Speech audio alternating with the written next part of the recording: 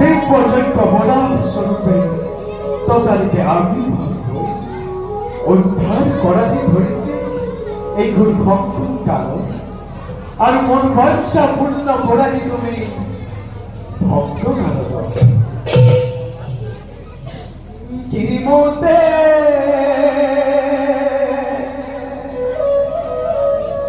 ভগবতী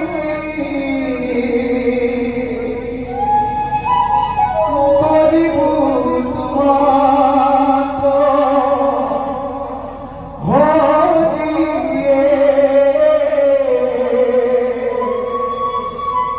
হে মহিমা